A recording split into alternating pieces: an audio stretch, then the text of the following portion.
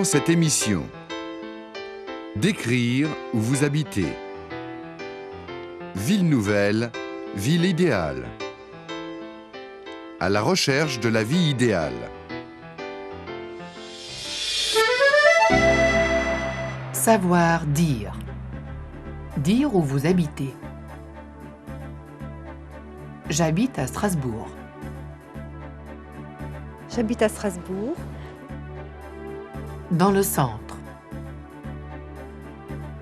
Dans le centre. Dans la banlieue. C'est dans la banlieue, oui.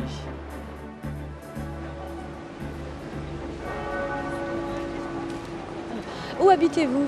J'habite à Strasbourg. Vous habitez où dans Strasbourg? Dans le centre. Où habitez-vous? Strasbourg, au centre-ville. J'habite à Strasbourg, pas loin du centre-ville. Où habitez-vous? À 7 km de Strasbourg, à Reichstätt. C'est dans la banlieue de Strasbourg? C'est dans la banlieue, oui.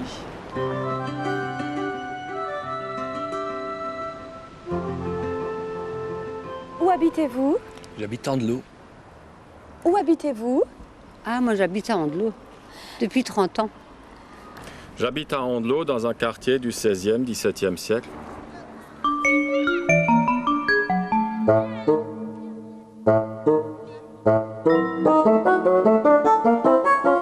Où habitez-vous? À Cergy-Pontoise. Où habitez-vous? Moi j'habite ici à Cergy. Où habitez-vous? À Pontoise. Info. 90% des Français vivent dans ou près d'une ville. 69% des Français préféreraient vivre à la campagne. Savoir dire. Décrire où vous habitez. J'aime beaucoup vivre à Strasbourg. J'aime beaucoup vivre à Strasbourg. C'est une ville agréable. C'est une ville agréable. Vous aimez vivre à Strasbourg? J'aime beaucoup vivre à Strasbourg. Vous aimez vivre à Strasbourg? Oh oui, beaucoup. Pourquoi? Parce que c'est une ville agréable. C'est une ville très agréable, très gaie. Strasbourg est une belle ville, une grande ville très vivante. C'est aussi une ville culturelle. C'est une petite ville calme. C'est une petite ville calme. Vous aimez vivre à Andelot? Bien sûr, c'est très agréable de vivre à Andelot. C'est une des plus jolies petites villes du Bas-Rhin en Alsace. C'est une petite ville calme, tranquille, agréable. Andelot est un village tranquille, un village charmant. Un village agréable, touristique, plaisant. C'est sympathique. Je trouve c'est sympathique. C'est vivant. C'est agréable, c'est vivant, Vous aimez vivre à Cergy? Oui, beaucoup. Pourquoi? Je sais pas, il y a une bonne ambiance, je trouve c'est sympathique. C'est une ville agréable, c'est une ville dynamique. C'est agréable, c'est vivant, c'est moderne. C'est varié, quoi. C'est une mosaïque. Mais c'est une ville qui est agréable à vivre. Rencontre. Ville nouvelle, ville idéale.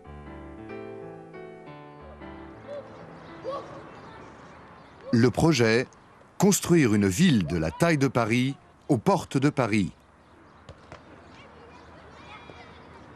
Cergy-Pontoise est l'une des 5 villes nouvelles conçues dans les années 60. Une expérience architecturale gigantesque, mais aussi une nécessité sociale. Jean-Pierre Garnier, sociologue, explique.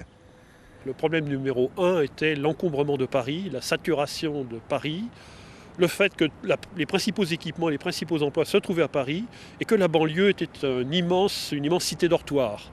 Alors pour essayer de désengorger Paris, pour permettre aux gens qui habitaient aux environs d'avoir des services et des équipements, on a créé ces villes nouvelles. La conception des villes comme Cergy reposait sur un élément clé, le centre-ville, bien conçu, défini, avec des structures commerciales et administratives. Mais est-ce que ces structures ont suffi à créer un vrai centre-ville ? Bon, un centre-ville, ça n'est pas seulement des bâtiments administratifs, c'est aussi un lieu de distraction, un lieu d'animation, un lieu de rencontre, un lieu d'échange. Et c'est la raison pour laquelle les urbanistes et les aménageurs ont doté la ville nouvelle de nombreux équipements collectifs. Exemple, ici vous avez bibliothèque, théâtre, piscine, restaurant, salle d'exposition. La question qu'on peut se poser, c'est qu'avec tous ces équipements, est-ce qu'un contenant peut fabriquer un contenu? Est-ce qu'un cadre de ville peut fabriquer de la vie? La question reste toujours posée. 25 ans après la création de la ville nouvelle, ça manque encore d'animation.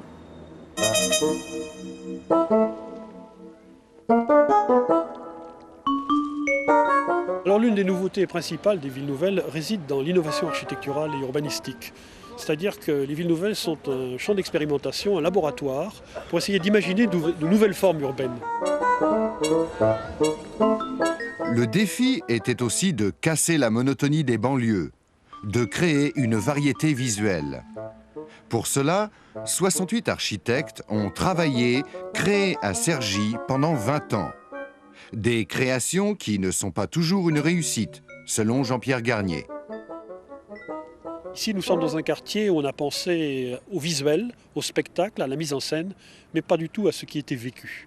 Le résultat, c'est une ambiance un peu mortuaire, un peu funèbre, une ambiance froide où les gens ne se reconnaissent pas.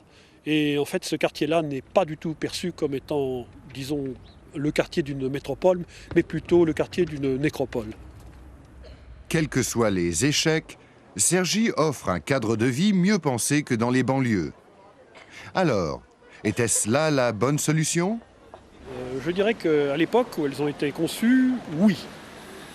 Aujourd'hui, je dirais que ce n'est pas la bonne solution, dans la mesure où, quand on voit que les banlieues sont abandonnées, les banlieues existantes, quand on voit les dégradations des immeubles un peu partout, quand on voit la délinquance qui augmente, on se dit une chose, qu'il aurait valu mieux développer les banlieues, les réanimer, les restaurer, les restructurer, plutôt que de consacrer de tant d'investissements à des gens qu'on a déplacés et dont on se demande aujourd'hui s'ils vont devenir véritablement des citadins. Trop tôt peut-être pour juger. Une ville a besoin de vivre, a besoin de temps avant d'écrire son histoire. Info. Les 3 villes les plus heureuses de France pour la qualité de vie sont Agen, Chartres et Limoges. Savoir dire. Dire où on peut faire du sport. Il y a une patinoire. Il y a une patinoire d'ailleurs. Une piscine. Une piscine. Qu'est-ce qu'on trouve comme équipement sportif? Voilà aussi, on trouve toute la gamme, piscine, patinoire, stade, gymnase. Piscine, il y a une patinoire d'ailleurs, ici. Il y a surtout une très belle patinoire, enfin, une piscine. Les gymnases, hein, la piscine, la patinoire. Il y a beaucoup de choses à Cergy pour faire du sport. Savoir entendre. À vous de trouver la réponse. Est-ce qu'il y a une piscine à Andelot ? Qu'est-ce qu'il y a comme équipement sportif?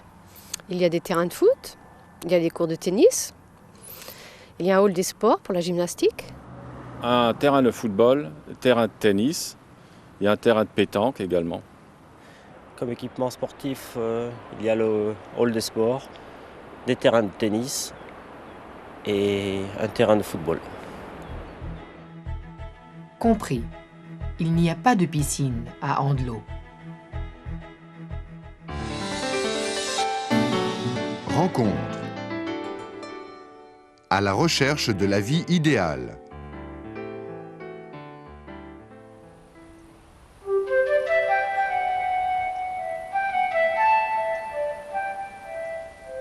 Vaour, petit village du sud-ouest.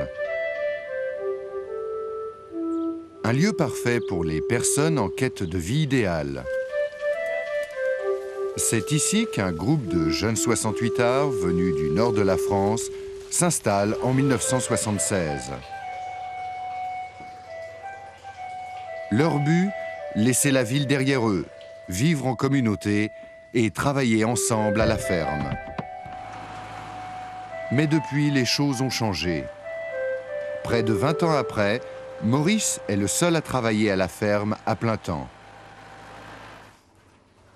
Roland travaille maintenant à l'organisation d'un festival international.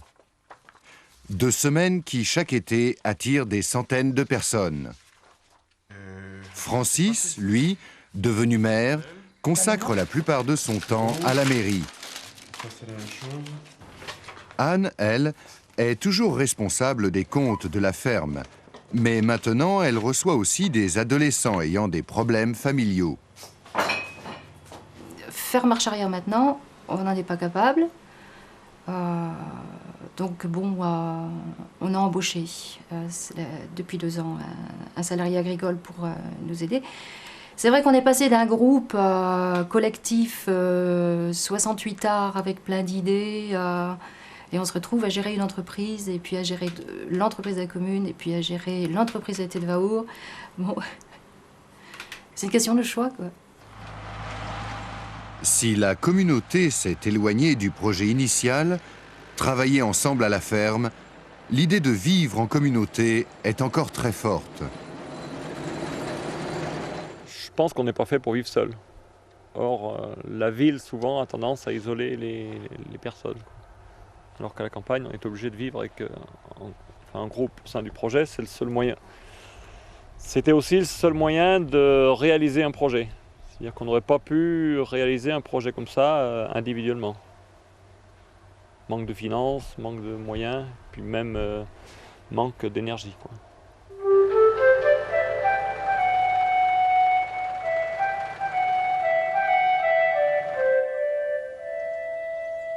Avec le recul maintenant, je crois que ce qui était au bout du compte le plus intéressant, ce qui nous motivait le plus, je pense, c'était de se retrouver dans un village autour d'un projet communautaire. C'est-à-dire qu'on était à un certain nombre à prendre la même décision ensemble et de bâtir quelque chose ensemble. Une demi-journée, tu repasses pas de... Enfin, il faudrait leur demander, mais c'était... Tu dois avoir des trucs de manœuvre, non? Ça nous paraît toujours beaucoup plus intéressant de faire les choses ensemble et d'aller jusqu'au bout, que les idées des uns vont compléter les idées des autres, que le dynamisme de l'un va compléter le dynamisme de l'autre, que le travail, la vie en commun, ça reste quelque chose qui nous motive encore, même si on ne le vit plus de la même manière.